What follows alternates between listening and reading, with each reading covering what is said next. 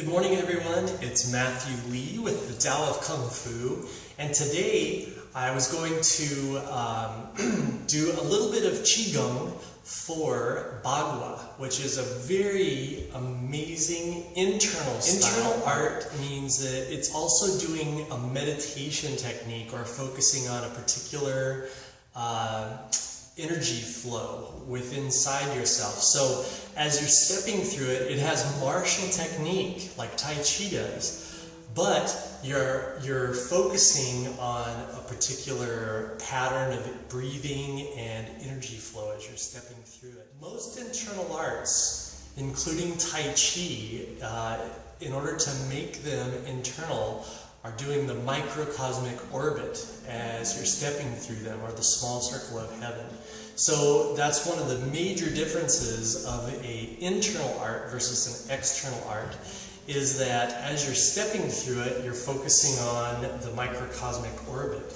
And I'll do videos on that a little bit later as we get into some of the meditation and different things like that. If you already know what it is, then you can start stepping through any of your material, tiger or bird or northern fist, long fist, anything like that, even karate or taekwondo, and you can be practicing the microcosmic orbit at the same time, and you can make it an internal. I appreciate all the comments and the likes that everybody's been giving me so far, so I thought I would treat you to a little bit of BaGua Qigong. So let's get BaGua Qigong exercises. Our first one is going to be utilizing the first two of the original palms, of the mother palms, which is going to be palm down and then palm up.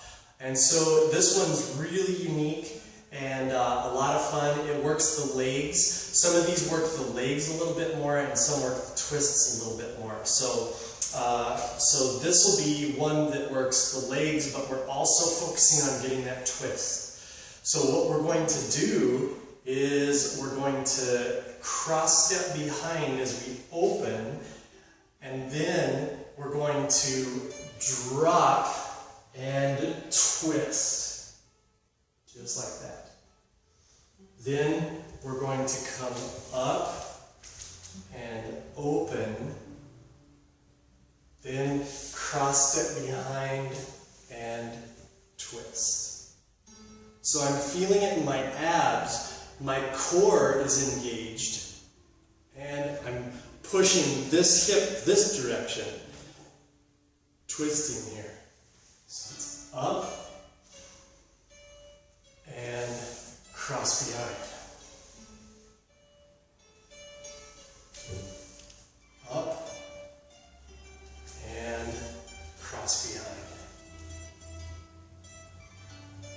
The second one is going to be utilizing the next two mother palms, which are palm out and palm in.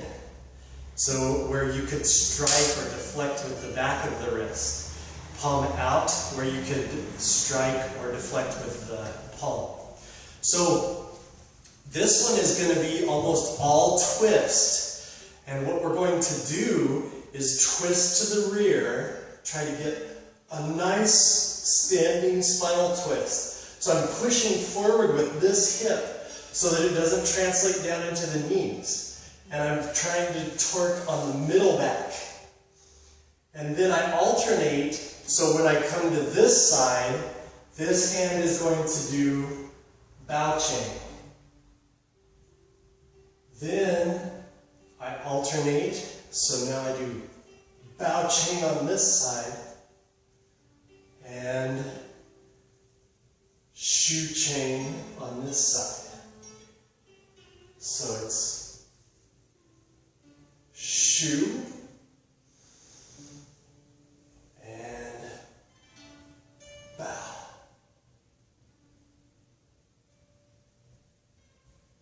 Bow. The core is very engaged. The third Qigong is utilizing the next two, which is going to be rising and sinking, like a splitting palm, and then a rising palm. So this one's very unique as well. It's working the legs and a little bit of the twist, similar like the first one. So from here, we're going to cross step as we sink. And I'm twisting in and pressing, really pulling the fingertips back. Then I'm breathing in as I raise and sink. So I'm twisting and pressing. And raise up. And sink. So really engaging the core. And sink.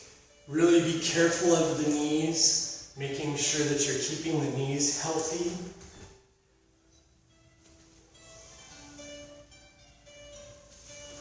To make it a little easier as you're starting out, you can step a little wider and just drop this one down once the weight's out of it. And make sure you're pushing outward with this knee, twisting in this way. So you're getting that twist in the torso. And then as you're feeling comfortable, slide this one down the thigh, tuck that knee inside, and press down. For the last two palms, is going to be pressing up as I cross step. And so if I press with the right, I'm cross stepping with the right. And then this one is corkscrewing, and as I do the corkscrew palm, I corkscrew the entire body and drop. And then circle and press. And then corkscrew. Circle, press, and corkscrew. So this one, you really have to have the body very well connected. Otherwise, a lot of people start out and they topple over because the balance is weird and they get all off kilter. So once you're all connected, you'll be really stable, and that'll be one of the telltale signs that you're doing good work and improving. Especially BaGua with its twists can really turn people around and be difficult at the beginning levels. So that's our 4 Qigong, working the 8 mother palms still. So you still get some practice on the 8 mother palms. You get some good leg conditioning, good core training, and good spine flexibility with the twists. Breathing as well, and then do a little research on the microcosmic orbit, or the small circle of heaven, and you can be plugging that in too.